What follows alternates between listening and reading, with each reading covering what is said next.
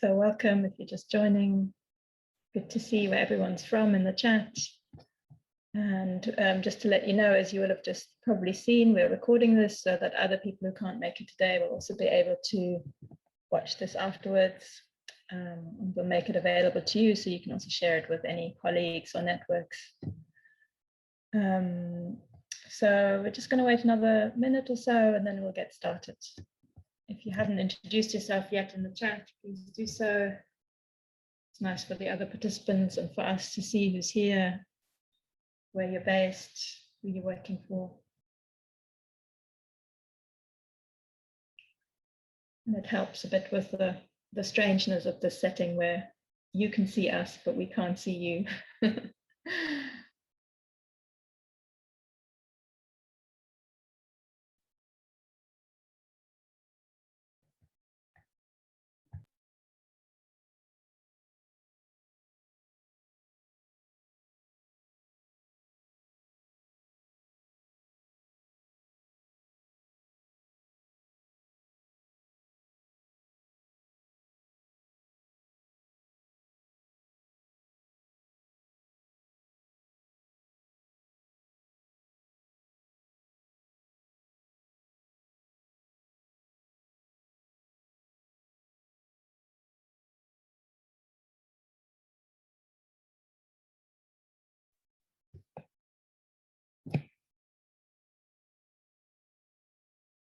Welcome if you're just joining. Going to wait another minute to give some latecomers a chance to arrive in the room with us. And as some of you are doing, if you've just come in, maybe introduce yourself in the chat so we can see where we're all from, who's working where.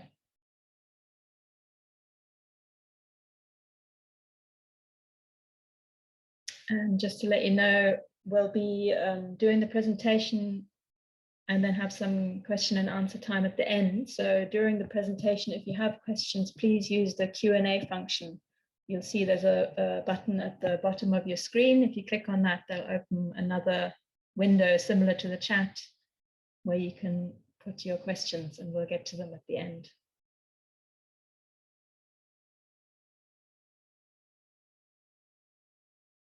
So I think we'll start now.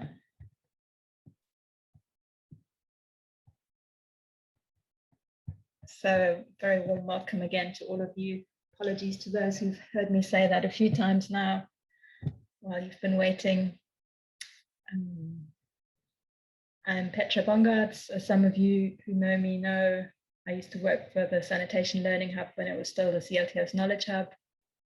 And I'm now supporting the hub in its new form as a consultant. And I've been involved in the recent work on climate change and sanitation with the Sanitation Learning Hub and the Institute for Sustainable Futures.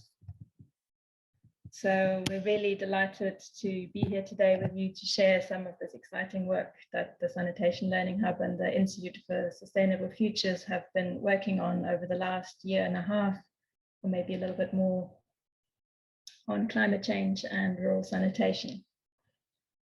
So of course, climate change is not a new phenomenon for most of us and has been affecting the communities that many of us work with for many decades.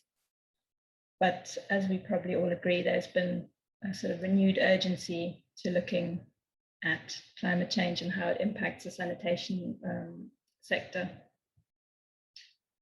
So as we started out with this work on sanitation and climate change, we did a bit of a review of what's already out there, and we realized that there was a lot of literature on technology and infrastructure, but not so much on how to work with communities, households, and the people themselves.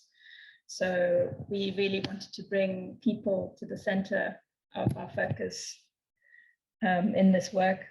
And yeah, we wanted to find both the existing ways that people are already working on climate change, as well as new ideas for programming that would allow the communities that we work with to be active participants in the solutions and in taking this work forward. So in this webinar today, we will present the content of the frontiers on climate change and rural sanitation. So some of the insights from the research that we did over the last year and a half, and some ideas for putting into practice. So we'll start by looking at the reasons why there's been such limited progress with work on climate change in the sector. We'll also look at what the climate impacts on sanitation and hygiene are in different contexts. And we'll present some actionable ideas for integrating climate thinking into the existing rural sanitation and hygiene thinking, programming and practice. So let me introduce you two of the main authors of the Frontiers and two researchers who are going to present today. We have Ruhil Iyer from the Sanitation Learning Hub. Ruhil is a research officer at the Hub, and she's interested in participatory research and timely, relevant and actionable learning around themes such as climate change in WASH.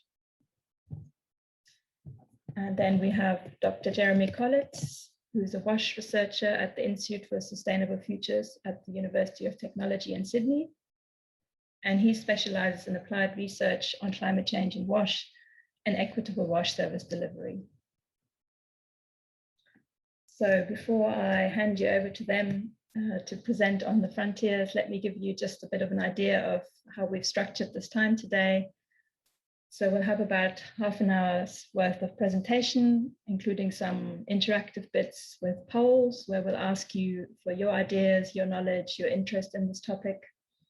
And then we'll have a time for some question and answers. As I said, we'll be using the Q&A button, chat box, so you're welcome to put your questions into that as we go along, and we'll get to them at the end.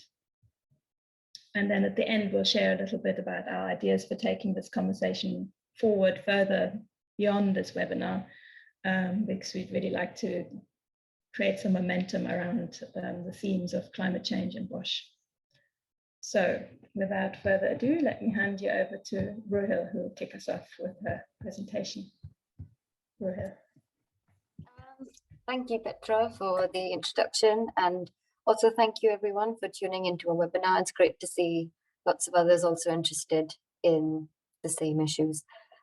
So let's get right in, starting with some facts we already know. So over 2 billion people still lack access to basic sanitation, and the SDGs advocate for everyone to be using safely managed facilities by 2030.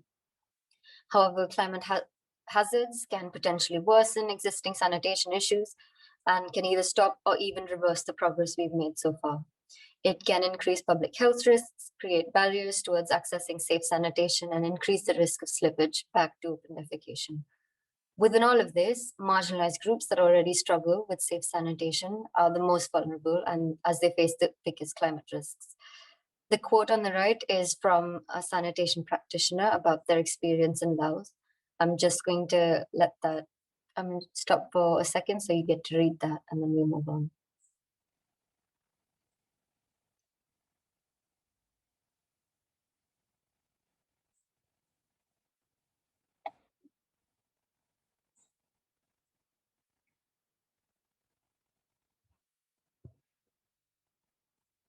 Okay, should we move to the next slide, Jeremy? So in order to explore this further, the Institute for Sustainable Futures and the Sanitation Learning Hub, as Petra already mentioned, we undertook a detailed desk-based study last year. It involved reviewing literature around climate and sanitation, community-based adaptation to climate change, and we supplemented this with interviews with 19 rural sanitation practitioners and experts based in countries across Latin America, Africa, and Asia. We put it all together into a Frontiers of Sanitation issue on climate and sanitation, on rural sanitation, that we published earlier this year in April. It establishes the links between rural sanitation and climate hazards and presents actionable ideas to understand and respond to these hazards within sanitation programming. The illustration you see is our contents page. So today specifically, we will present on why the sanitation sector has been relatively slow to address climate change issues, the various ways climate hazards impact rural sanitation and hygiene practices, ways to assess and understand and respond to these impacts within programming, and then also some ideas and structures for collaboration and learning. We also have an additional sector on climate-related concepts and sanitation, so maybe bridging that language. I'm bridging that language, so we're not going to be presenting on that today, but we encourage you to have a look at that. Should we go to the next slide, Jeremy? Yeah. So during our interviews with sanitation practitioners, we came across a number of barriers as to why the rural sanitation sector had been relatively slow to incorporate climate thinking within programming. But most significantly, it was in the first one in terms of how climate change problem is perceived, the next one around how impacts were understood, and then also finally the barriers towards appropriate engagement and responses. These we found were very interconnected. For instance, many practitioners told us how because climate change was already so complex and daunting and cross-cutting, it was very difficult to add these considerations to an already existing complex sanitation program. This also meant that it was difficult to separate climate risks from other environmental changes, and which made the links between climate and sanitation more unclear. The uncertainty of climate change, along with all of the other barriers I mentioned, also meant that there are limited tools and actionable recommendations on how practitioners can effectively adapt and respond to hazards within their programs. Therefore, many preferred for it to be left to be addressed at national and international levels and saw this beyond the remit of their program. The next slide is a short poll, which I'm going to start now. It's basically to understand your experiences with climate hazards. Please feel free to pick more than one answer.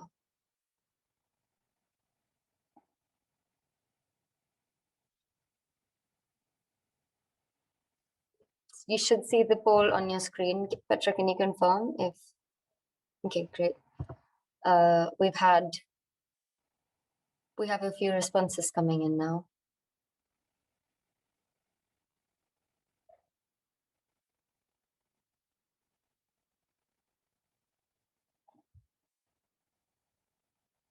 Just going to wait for a few more seconds and give some more people a chance to vote, and then I will show.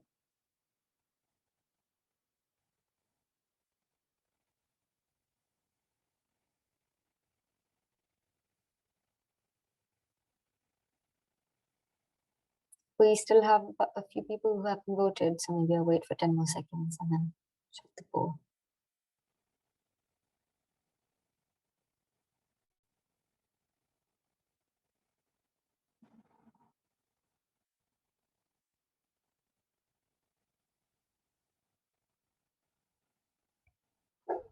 Okay, so I'm going to try and display the results. Can people see that? So flooding was the most common impact that people faced, and also droughts and cyclones and strong storms. In our conversations with practitioners, we had similar results. But it's also sobering to see that lots of you are also facing similar issues within your programming and your work.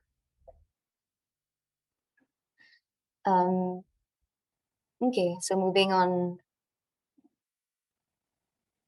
to the next slide. So from our conversations, we were also told about the 4 various kinds of impacts that people were facing. So the first one was slow onset events. So like droughts, desertification, that happened over a long period of time and happened incrementally. Shocks like cyclones and hurricanes that caused major disruption in a very short amount of time, and also again reflects many of your experiences. Trends like increased average annual rainfall over the recent past, and then variability and unpredictability. So changing rainfall patterns or other hazards that people wouldn't have experienced within that context or within that region. There is, of course, overlap amongst these, because some people also told us about the trends of increased cyclone or hurricanes in the recent past. Moreover, we also noticed a pattern in how these hazards impacted rural sanitation, both directly and indirectly, and these were in four main ways. So the first one, impacts on behaviors like increasing and continual disruption to facilities, causing a fatigue in people who have to constantly patch up their toilets and latrines. Physical access to sanitation, like paths towards latrines becoming muddy and slippery, livelihoods, in the form of people not wanting to prioritize sanitation when climate hazards had disrupted their main source of income, and access to resources and markets through the materials that would be needed to cope and manage their facilities. So here are some quotes from practitioners we spoke to. And again, I will pause here for a few seconds to give you a chance to read.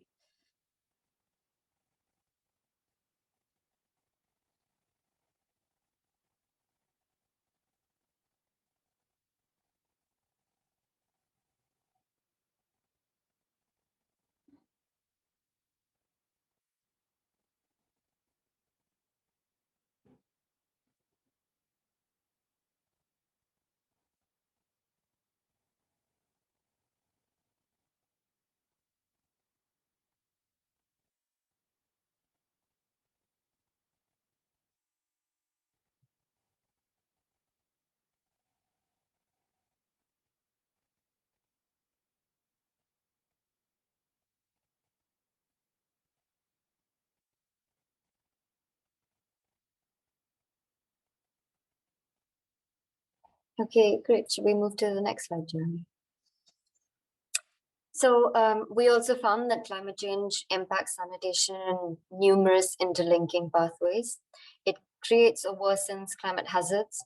The social context and local activities shape how these hazards affect physical access to sanitation infrastructure, access to local resources and markets, and the livelihoods needed to support safe sanitation. These impacts and the burden of responding to them are felt very differently across and within communities, depending on their social context. Negative impacts are disproportionately felt by already vulnerable people, which then exacerbates existing inequalities. A complex array of social factors combine to create inequalities that cause some people to suffer the impact of climate hazards more than others. And factors like the extent of their exposure, quality of their toilets, and their decision-making power to adapt and respond play a big role. Psychological factors like their risk attitudes and trust and expectations in authorities will also contribute to determining whether people practice or change behaviors to proactively respond to climate hazards and impacts. In terms of physical access, climate hazards can damage or destroy facilities or disrupt the functionality of the facility and make it particularly difficult for people with physical limitations, or older people, or pregnant women, or people with disabilities. The hazards can also cut off access to markets that provide products and services related to sanitation, particularly for those living in very remote areas.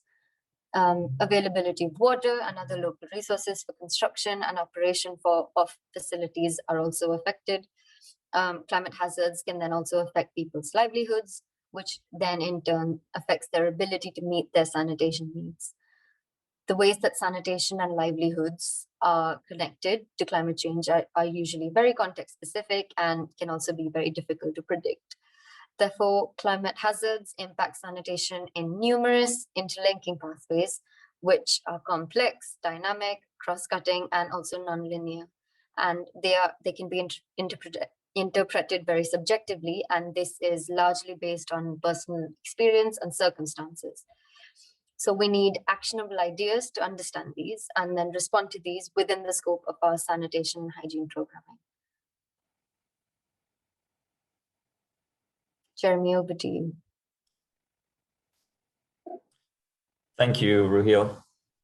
So Ruhil sort of did some scene setting and background information on how climate affects sanitation. Now, for the rest of this presentation, we're going to talk about some actionable ideas.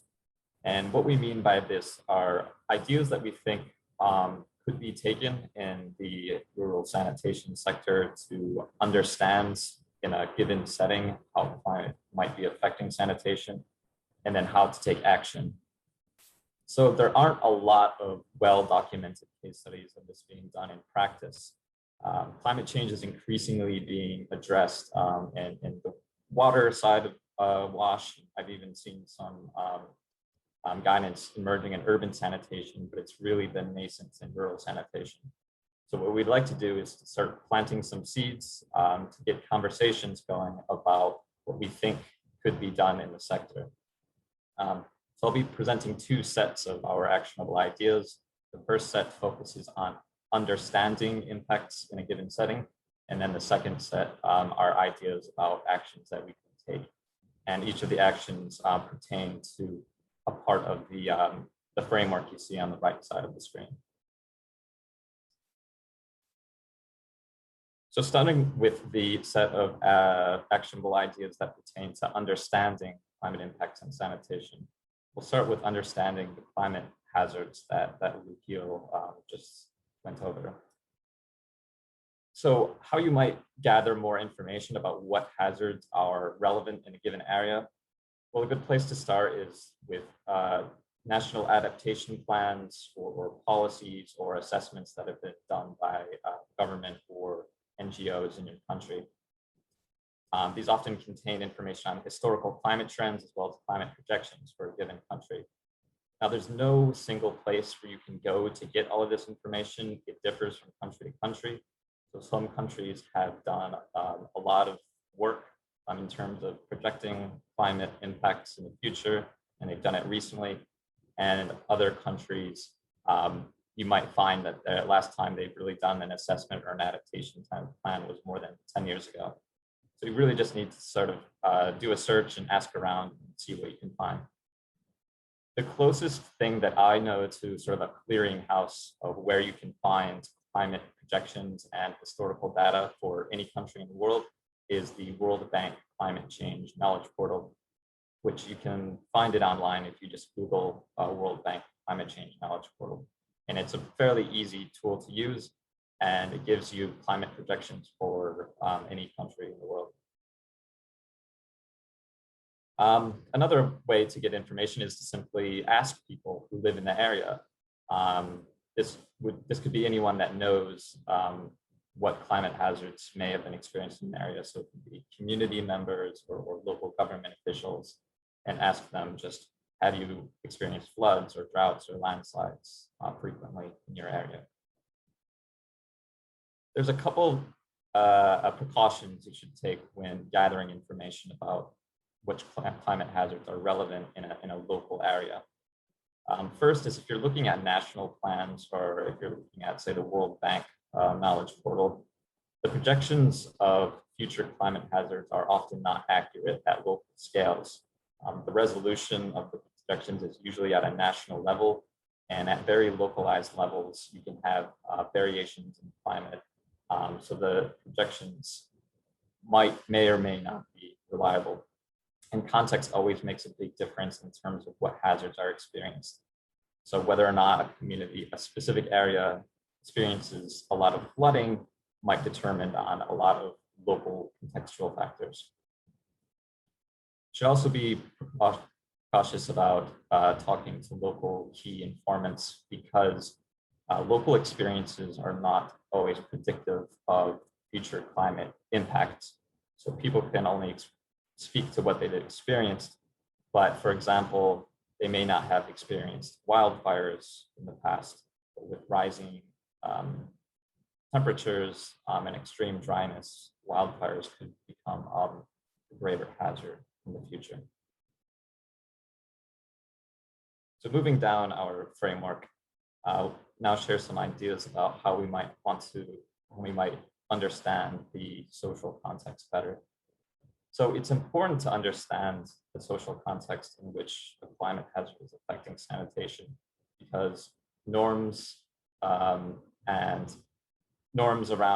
sanitation use and access and maintenance powerfully shape the ways that people experience climate hazards.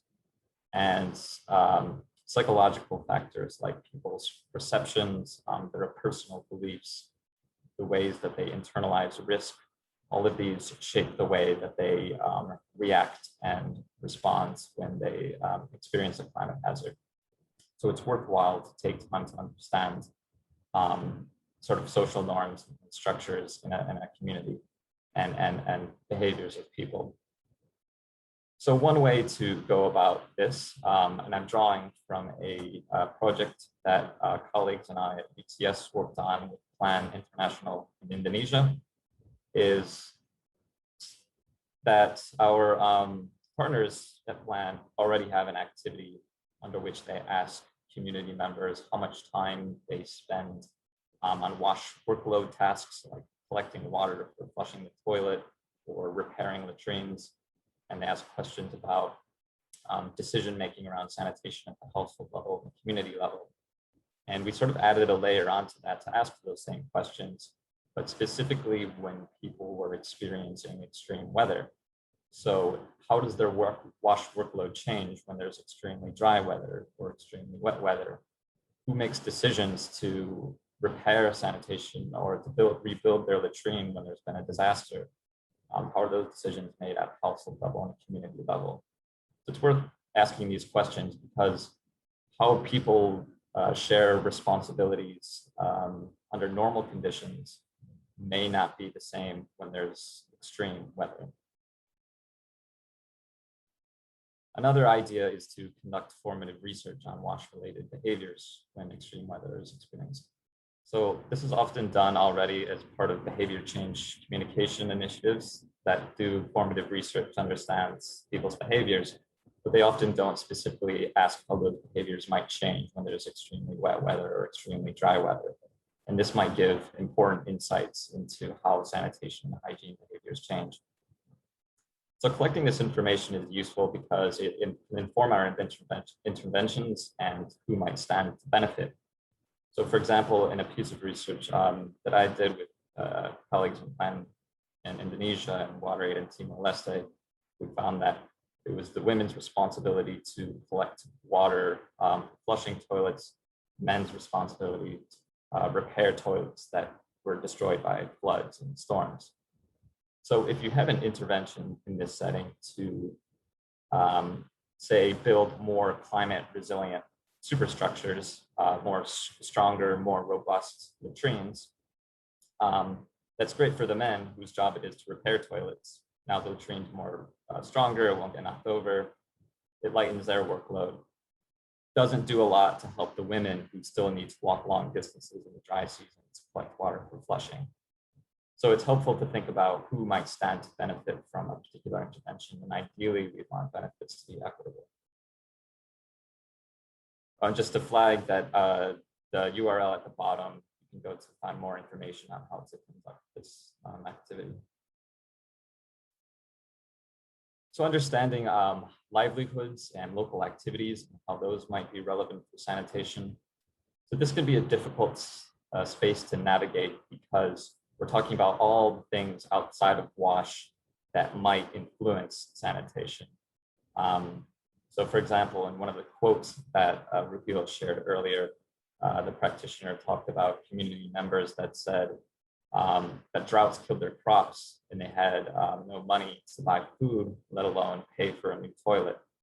So agriculture might not be in the remit of a sanitation stakeholder, but it obviously has clear implications for sanitation.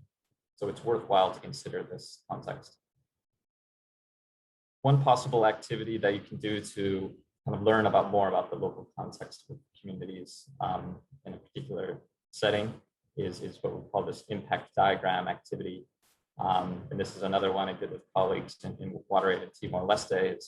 We provided picture cards to the community members, and they used the picture cards to identify the linkages between climate impacts, how it affected different parts of the community, and then eventually how those links connected to sanitation and water.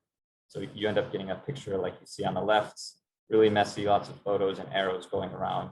The idea is that it facilitates a conversation about how all these things in the community are connected to one another and how there are indirect impacts from climate on sanitation. For example, crops dying, which results in a loss of income, so people can't pay for toilets or pay for sanitation. So in terms of understanding what the actual impacts, what people are confronted with in sanitation, we talked about one of the impacts that Ruhil mentioned was impacts on physical access, or physically using the toilet. There's a number of ways you can gather information on that. One is to use sanitary inspection forms, for example, the ones made by WHO, and toilets that are just constructed more properly are probably more likely to function well if there's extreme weather, and you might choose to emphasize climate risks when you're doing a sanitation inspection. Community mapping, which is often done, is a standard participatory rural appraisal technique, and it's part of a lot of CLTS triggering activities. You can add on to this to ask community members to identify where flooding or waterlogging happens in the community, what water points go dry during the dry season, where risks of landslides are, to get people to thinking about how those hazards might create barriers to sanitation access in their community at, say, the village level. Another activity or tool that people are familiar with are sanitation accessibility audits or safety audits, which are sort of like a transect walk, where you take the journey from a household to a shared toilet and identify potential barriers or obstacles along the way. We can add on to that activity by explicitly asking people, when it's extremely wet or when it's extremely dry, are there additional physical barriers to the train? Understanding access to resources and markets is a reminder.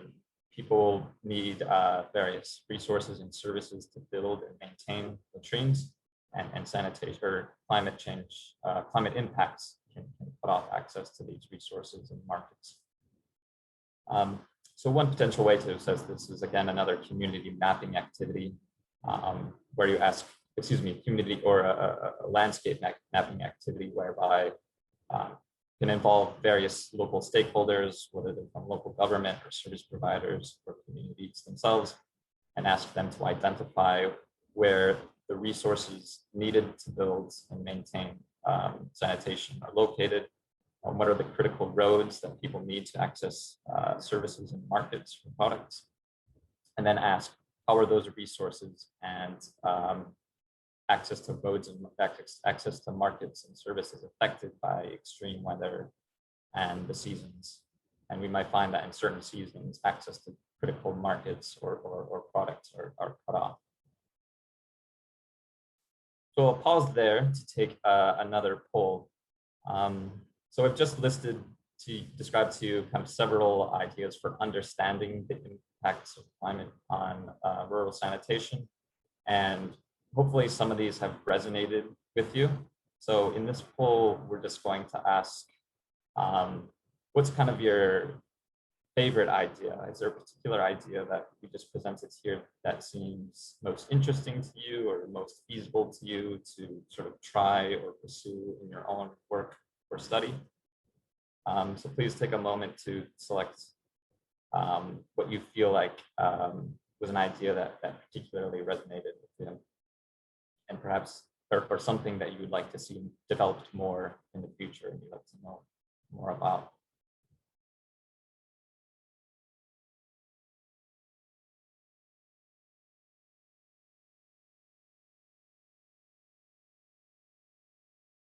And then once you're finished voting, we'll go on to our next set of slides, which are actionable ideas about actual interventions we can take to improve climate resilience for rural sanitation.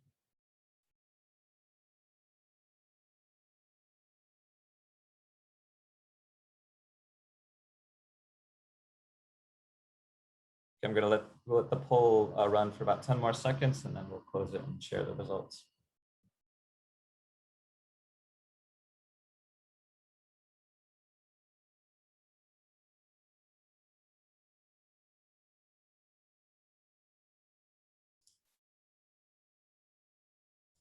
Okay, thanks everyone. So here's the results. quite interesting to see that exploring interlinkages between sanitation and other sectors came out as the #1.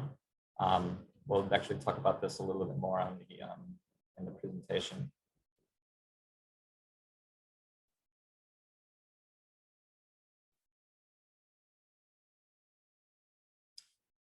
Great, so I'm going to continue now with our next set of actionable ideas. So how can we improve physical access to sanitation, or what are some ideas that we can do? So oftentimes when people think about responding to climate change in the rural sanitation sector, there's this idea of constructing more physically robust latrines or raising the latrines up. And that's fine, that's one idea, and that definitely might help.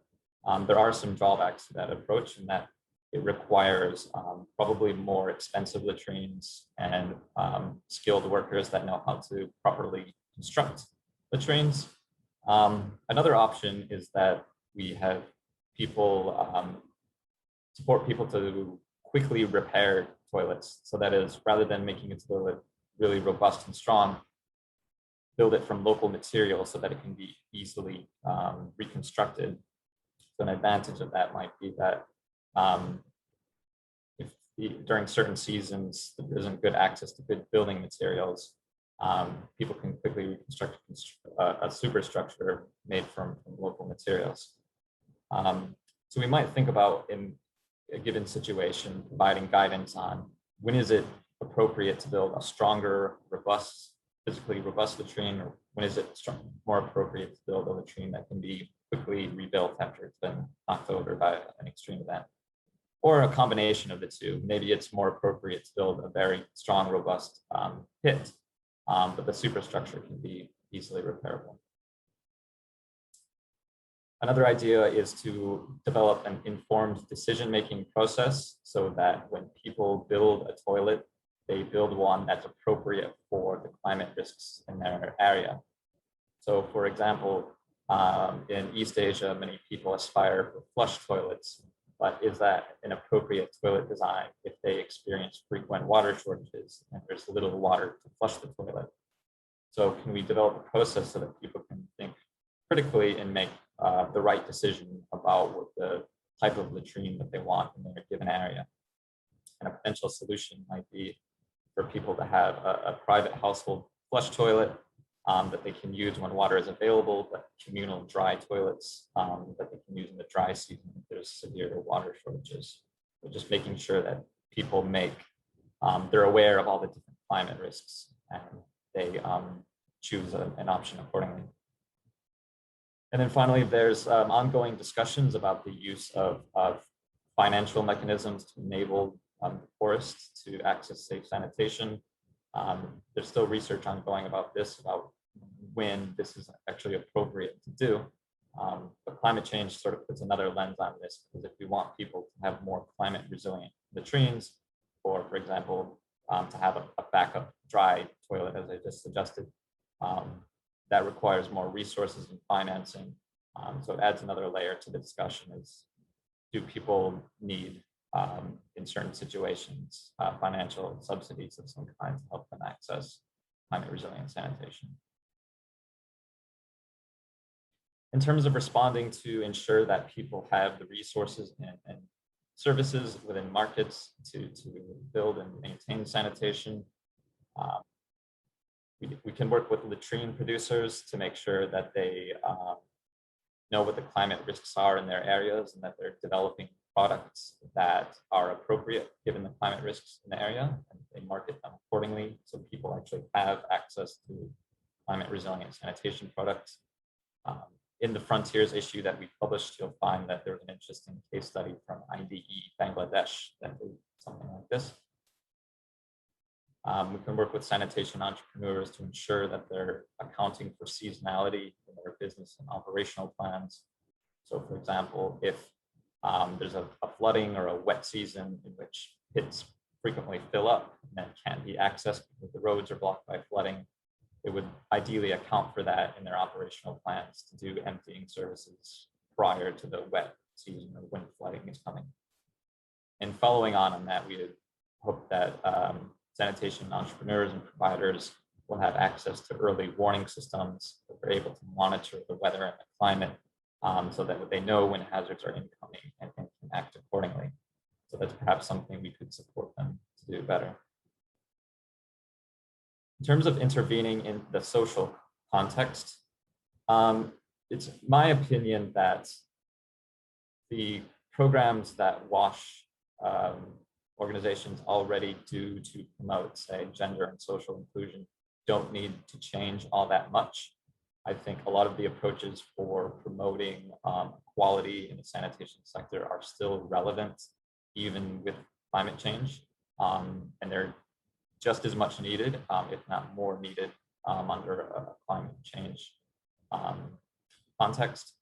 So I think it's more just about continuing to ensure that gender and social inclusion and equality approaches are taken, but that we also think just a little bit more deliberately about how does gender and social inclusion put people into a better position to respond to climate change.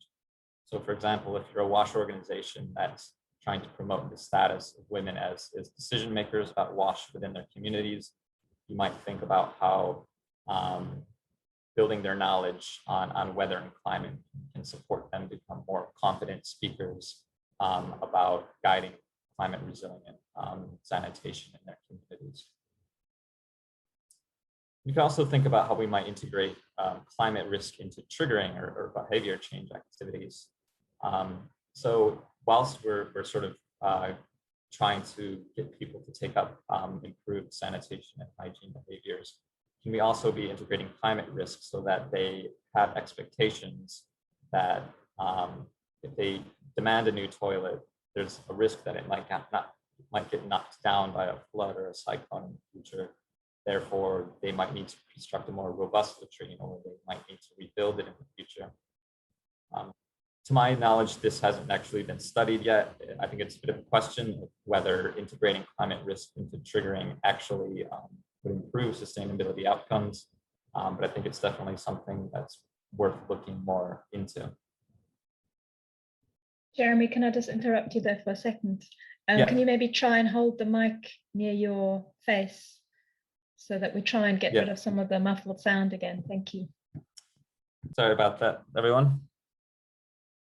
And then finally, so on the previous slide about understanding impacts, there was a lot of interest in understanding impacts and livelihoods and other activities.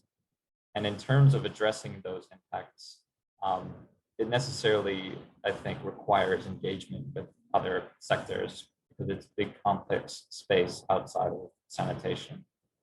So for example, if we wanted to address the intersection between climate, sanitation, and agriculture, we might team up with other NGOs specializing in agricultural resilience, government departments specializing in agriculture. We might ask questions like, how can we reuse sludge and wastewater to support food production and improve agricultural resilience?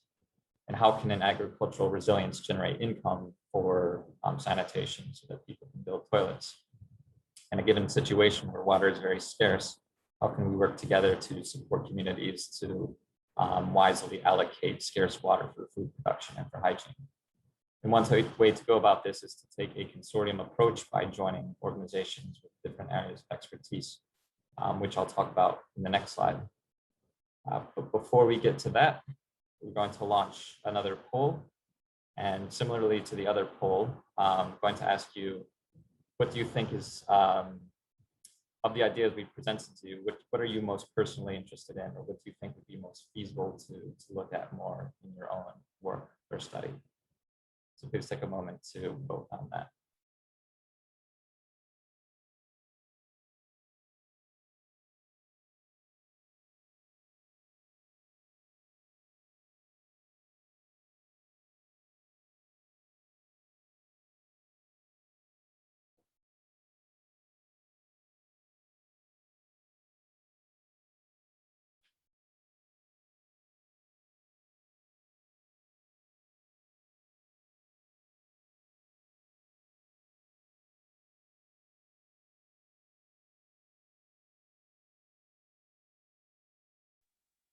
I'm just going to give it a few more minutes to have some more people, a few more seconds, so a few others can respond.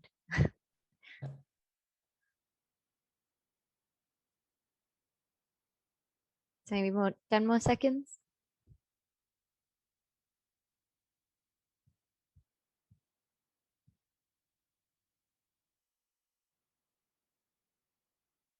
We still have votes coming in.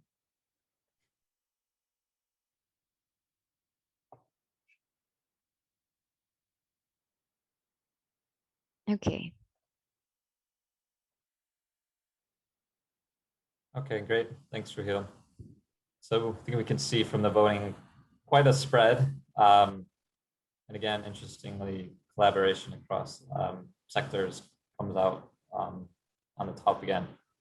But not strong agreement across the different areas. So great to see that there's actually quite a bit of interest in each one of these different areas.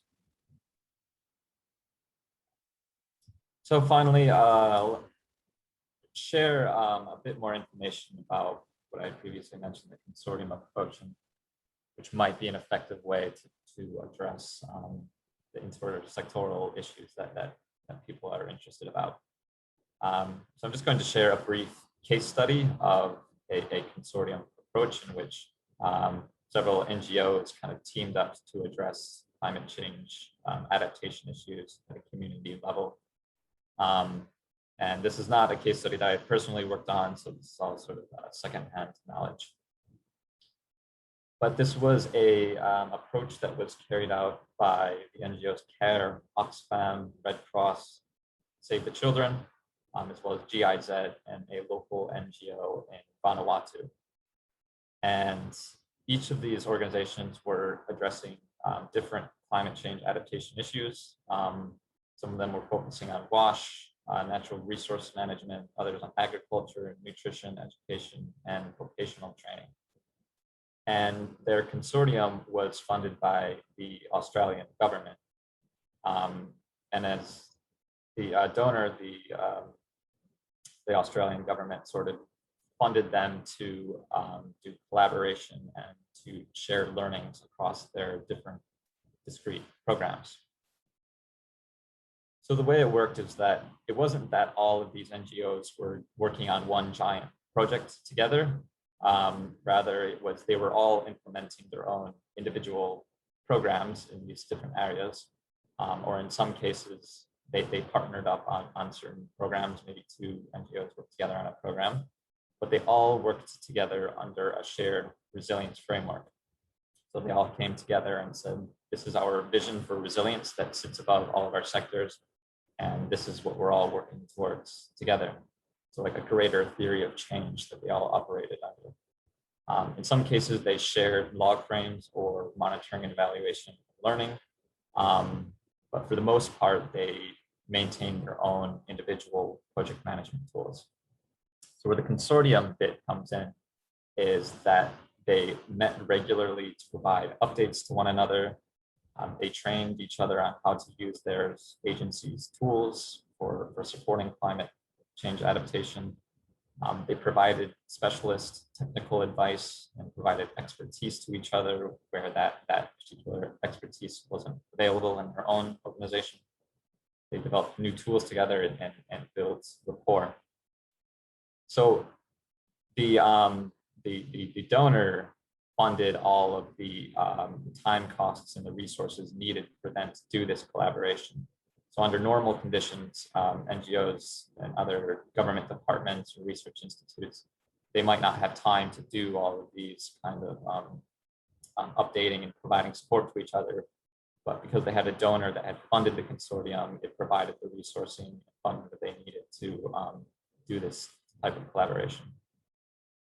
So each of these NGOs ended up doing sort of end of project write-ups and evaluation reports, and they all spoke quite positively about it. And some of the benefits that they said was that it supported shared learning about addressing climate impacts across all these different areas.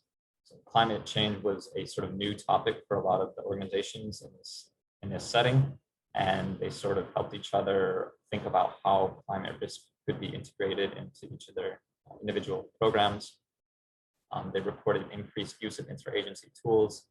So they used each other's tools more. They developed new tools together. Consortium Approach was successful in helping them lend information, resources, expertise to each other.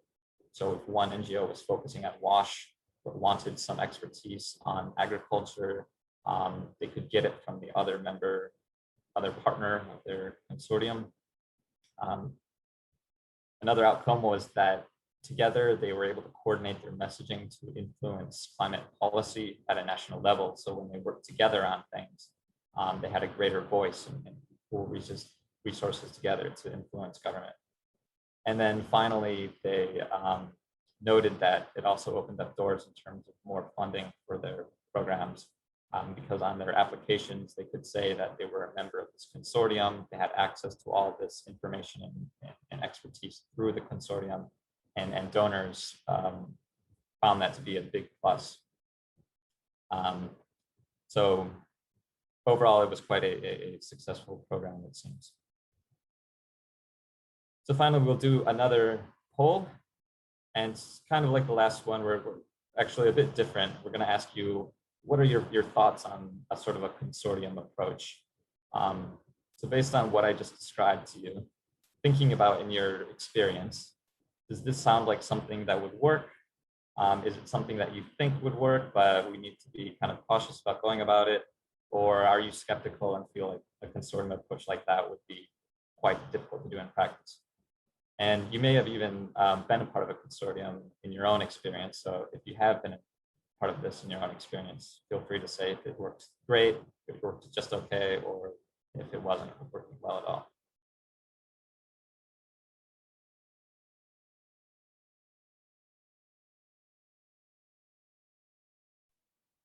So we have lots of votes coming in, so I'm just going to wait for a few more seconds.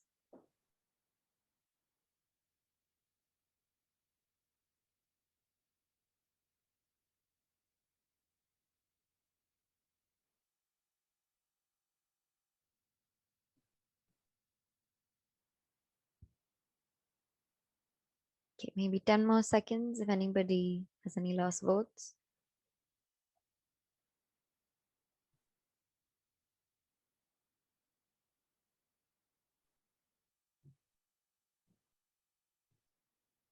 Okay. Okay, thanks, Ruhil. So overall, it looks like quite a popular approach that people would be comfortable going for, and only about a quarter of people even think we should be cautious.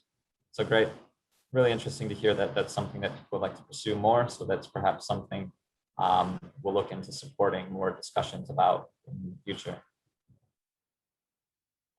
So thanks, everyone. That concludes my bit of the presentation. I'll hand over to Petra now, who I think is going to facilitate our Q&A. Thanks, Jeremy and Ruhil, for this interesting presentation. I hope you all got a lot out of that. If not, we're also going to share the frontiers with a link in an email so that you can delve into more detail of all that Ruhil and Jeremy have just shared. So I see there's 3 questions in the chat. One is just a very practical one from Anjali. Yes, we will send out an email after this webinar with links to further information. So you will get in the next week an email with links to the frontiers, with links to the recording of the webinar, with links to the slides, with other relevant publications. And we have 2 questions, feedback from Brian Reed, who said earlier when we had one of the polls that he felt that none of these were particularly appealing ways of working. So I'm just going to read out what Brian said and see what Ruhil and Jeremy might have to say to this. So Brian says, to a person with a hammer, everything looks like a nail. People's livelihoods are a complex system, and climate-related issues are only part of this. Poverty, remoteness, lack of knowledge all impact on rural sanitation. The climate crisis is attracting a lot of attention. What is being neglected when we focus on a single issue? Yeah, maybe I'll start, and then Ruhil, you can add on if you like. Yeah, so I think one thing that I'm wondering if it's what the polls are alluding to is this interest in how there's this broader, bigger picture of how climate change is disrupting people's lives in general, and just sanitation is just one thing amongst with potentially, you know, an existential crisis for everyone. And I think that that's very true. And some of the quotes pointed to that people, you know, are dealing with issues like just being able to put food on the table, let alone dealing with sanitation. But I think it is important to situate interventions to support sanitation and sort of the broader scheme of things. And I think that's one of the things that we pointed to in the framework was it's important to consider the bigger context. Now, given that climate change is happening, I think that doesn't mean that we just stop doing sanitation in general. Regardless of what's happening, we need to forge forward. And I think it's still worthwhile to think about how we're going to address climate risk within sanitation. Of course, that's not going to solve climate change. You know, if by doing each one of these things, we're not going to resolve the fact that people's crops are still dying and they're going to be fleeing rural areas in droves to urban areas. There's only so much we can do as sanitation practitioners and researchers and government staff. We can take care of the bits that we're well equipped to take, but I think it is important to interface that with the other work that is going on in the area. So I'm in agreement with a lot of the other participants that this sort of consortium approach of thinking about how do we come together to address climate change in a more holistic way is important. So I hope that addressed your point, Brian. Ruhil, is there anything you'd like to add? Just that, yes, I agree. This is a very sensitive area and it's very traumatic in a very real way for a lot of people. And there's every need to be quite sensitive and recognize all of that. But I think what we're trying to suggest here is that there are specific actions that sanitation practitioners can take to consider these climate risks.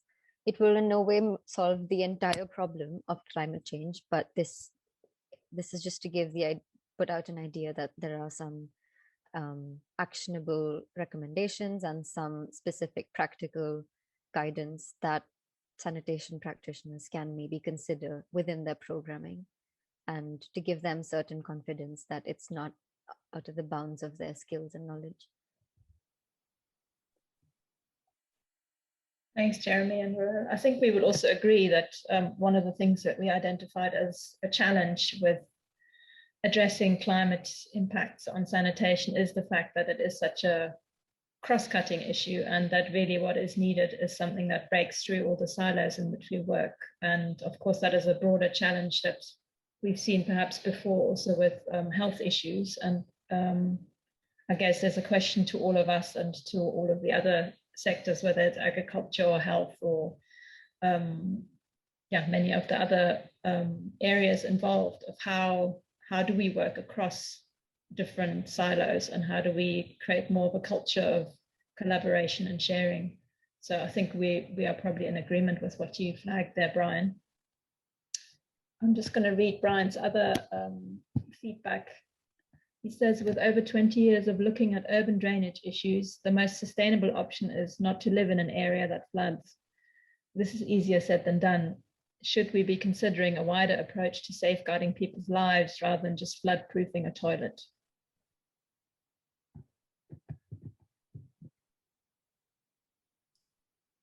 Do you want? Okay, yeah, it might be. I'll go first. Yeah, I agree. Again, I think this again points to the social context of the framework, that there's reasons why certain people live in flood-prone areas. There's reasons why people that belong to certain ethnicities or castes or speak a certain language end up living in the most exposed areas. And it's because of structural disadvantage in the way that at, I guess, at broader scales that leads people to be exposed to climate hazards.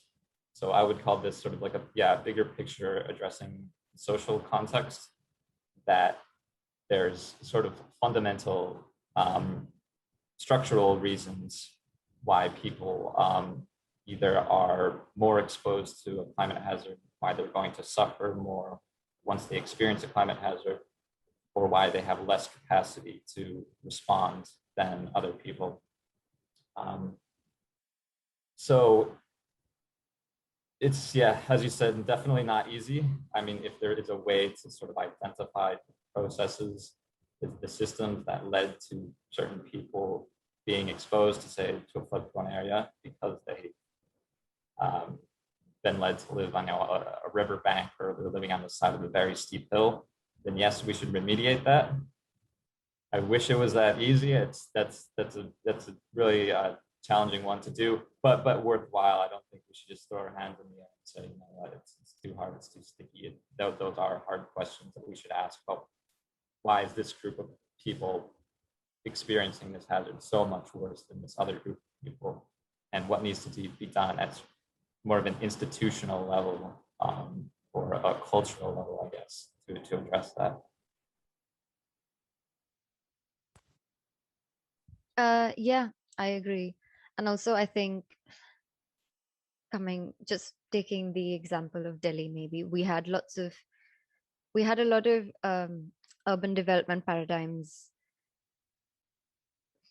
We had lots of different kinds of urban development and built up area that prioritize gray spaces over green spaces. And that really negatively affected a lot of people who had to be moved and then had to move to floodplains or buffer areas of rivers to really build their own homes. So yeah, I think it's a big, like Jeremy said, it is an institutional problem, but also we seem to be quite okay giving certain kind of people certain spaces in urban areas, and points to a larger inequity that we all need to be advocating for. I guess what this is pointing to is really that, you know, it's about climate justice, that it's about social justice as much as anything else. If we're looking at climate change, whether it's the impact on sanitation or on other areas, that there's really the deeper inequalities that we need to look at. Hope that answers some of what you flagged there, Brian. Great points that you made there. At the moment, there are no other questions in the Q&A chat, so I wonder if anyone else has got anything they would like to ask. Then please put that there now while we have Ruhil and Jeremy here. And of course, you know, you might not be able to formulate your question right now, in which case you're also welcome to contact us later once you've had a chance to look at the frontiers, for example. Just going to give you a couple of minutes in case you still want to ask something. Or if you want to just reflect something back, as Brian has done as well, then you're also very welcome. It doesn't need to be a specific question necessarily.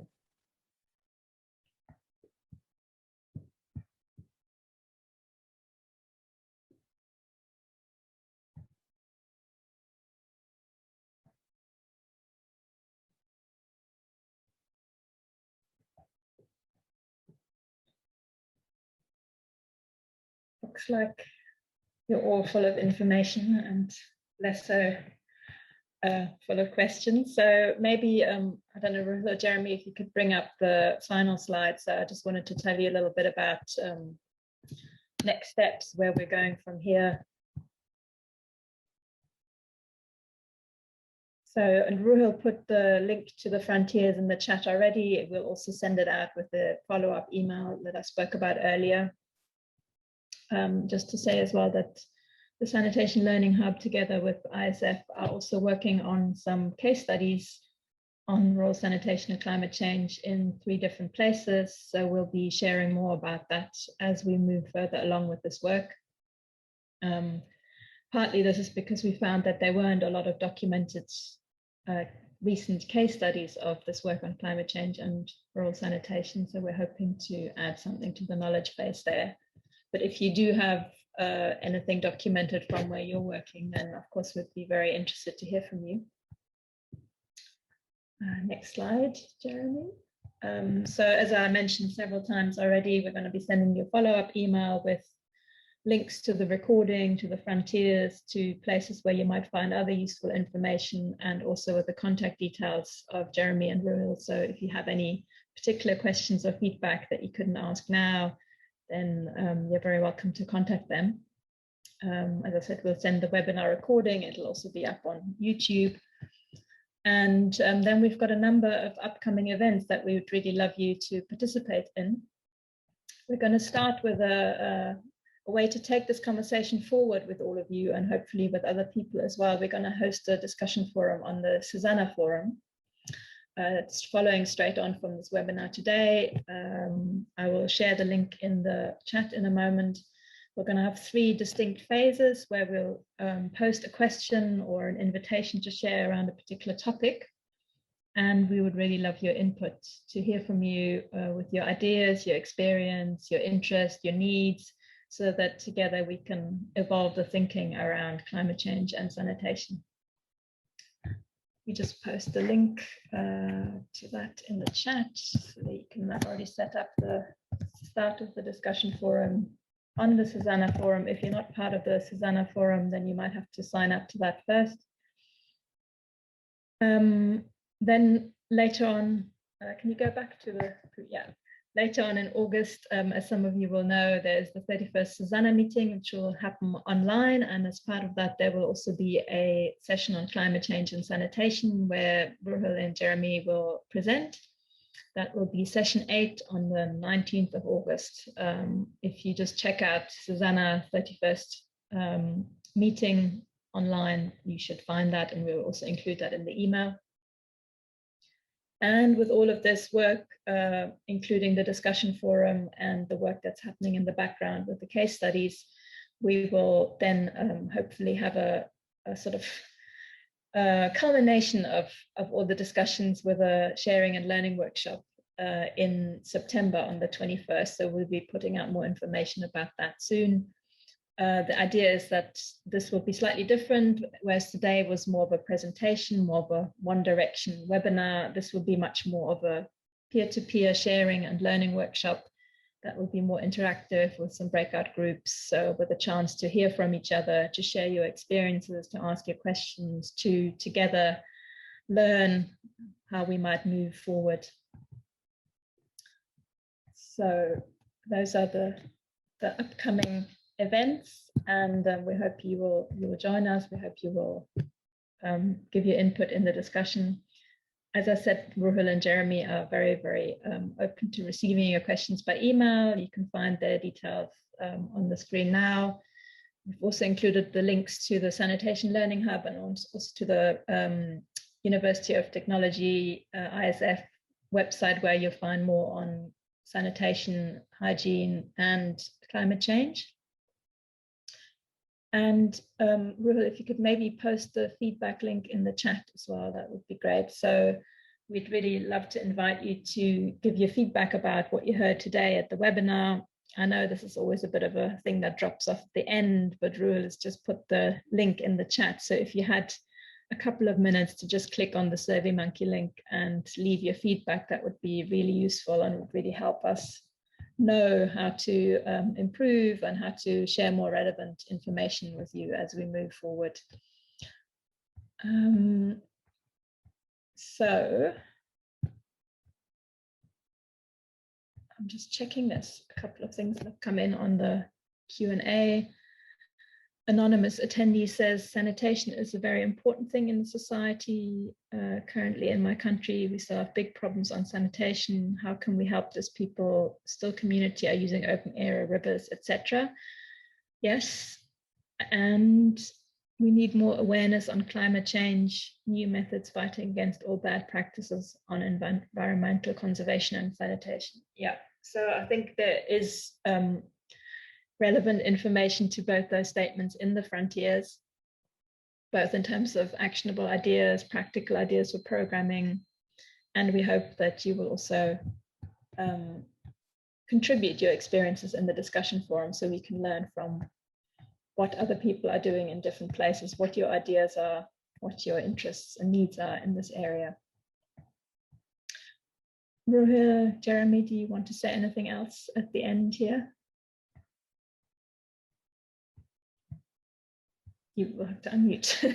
Yeah, no, just to say thanks everyone for attending, and yeah, really hope to see you guys participate in the future discussion in the Susanna Forum and moving together towards more action in the sector. Thanks. Yes, just thank you again for joining, and please do participate in the Susanna Forum and send the link to others you think it might be relevant to, and also please also input your feedback on the SurveyMonkey link. Thank you, and we'll be in touch with more links with the Frontiers and the Susanna Forum. So big thanks to Jeremy and Ruhil for the presentations, and yeah, we'll just hang on for a couple of more minutes in case someone has another question, but for now we'll just say goodbye. So we hope to see you on the forum or at some of the other events. Thanks so much for joining, and yeah, we look forward to hearing from you.